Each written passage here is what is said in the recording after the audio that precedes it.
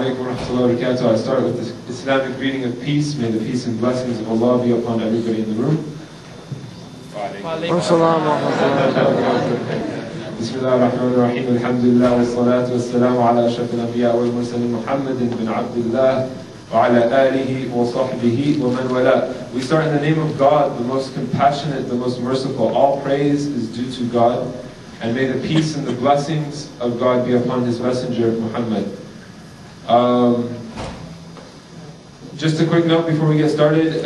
You're allowed to record the event if you would like to record the event, no worries. We would just appreciate it if you could talk to us first so that we could just express some, maybe some courtesy items for the speaker and everything. So please do speak to us, one of the MSU members. The guy in the polo, the brown polo with the striped shirt is a good guy to talk to. You can talk to me too. Today we have a special guest with us today. When the idea was proposed for Sister Yvonne to come down, I got really excited because Sister Yvonne has a very, very unique story, as you will be soon learning and soon finding out. She's a British journalist, award-winning British journalist, and she went to cover the war in Afghanistan. And an interesting turn of events, just to quickly summarize, she was captured by the Taliban and obviously scared for her life. Eventually got released on some terms, and she fulfilled those terms, and within a couple of years she came to Islam. So here we have her today to share her beautiful story. Sister Yvonne Ridley.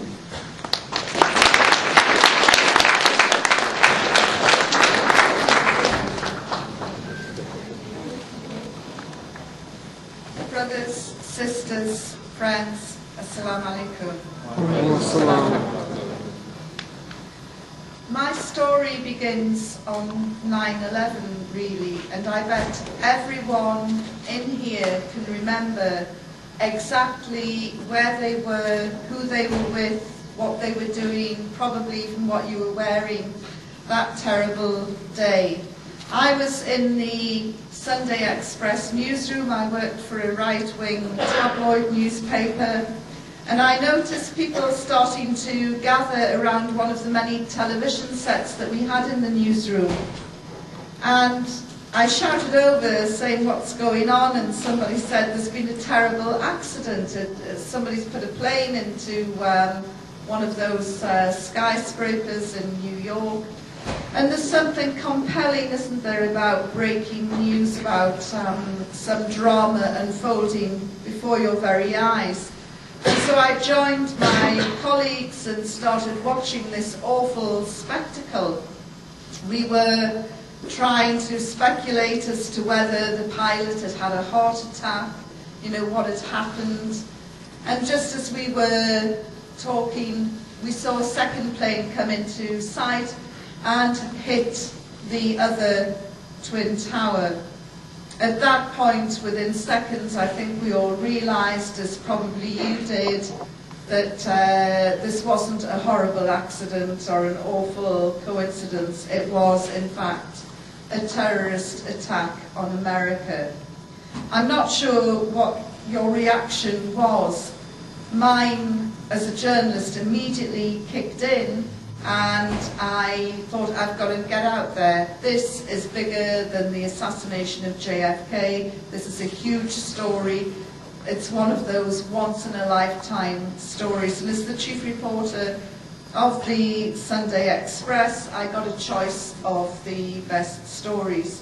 So within the next couple of hours, I had planned to get out to New York. By the time I got to Heathrow Airport, the towers had imploded. We had news of a plane hitting the Pentagon. Another plane had gone down in a field, and America was at war with an unseen enemy. When I got to Heathrow, the airspace had been shut down. The borders in Canada had been closed. The borders in Mexico had been closed. There was just literally no way of trying as hard as I could work out getting any sort of flight into America. So the next few days were spent in and out of Heathrow trying to get that first ticket, and I finally got tickets for the first flight out And as I was making my way through the departure lounge, my boss called me and he said, there's been a change of plan. We want you to go to Islamabad in Pakistan. I said, are you crazy? You know, I'll probably need injections. I don't have any contacts there. I've never been to Pakistan in my life. But 12 hours later, I had arrived in Islamabad airport. It was a good call.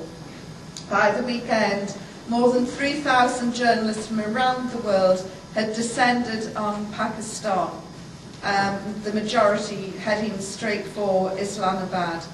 And we sat there as the drums of war started beating the White House and Downing Street, both making noises about the Taliban and how they had to hand over Osama bin Laden.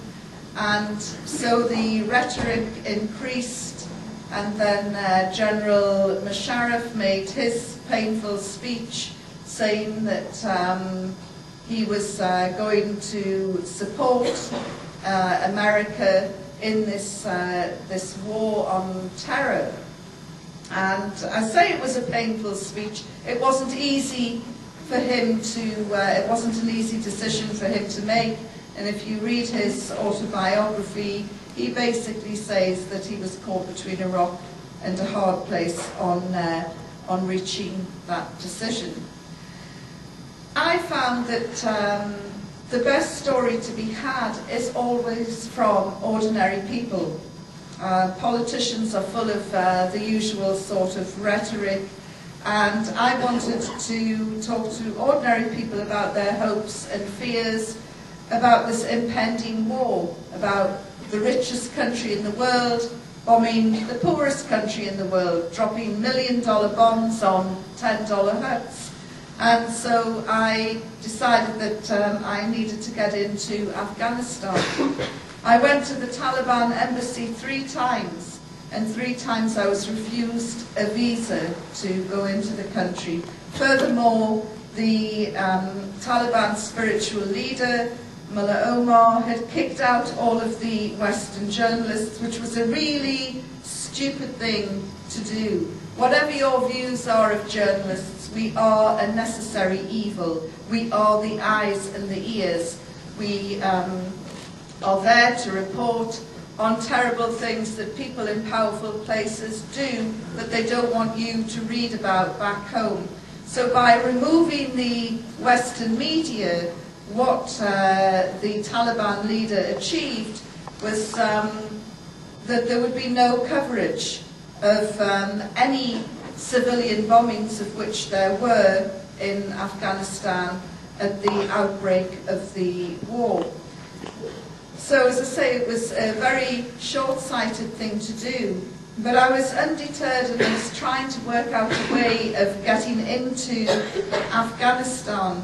And then I watched a BBC report, and the BBC's gargantuan correspondent, John Simpson, was talking about the burqa, and he said if you put on the all-enveloping blue burqa, you disappear, you become invisible. And as if to prove a point, he said that he went into the tribal areas straddling Afghanistan and Pakistan, and nobody stopped him. He was he just disappeared under this blue burqa.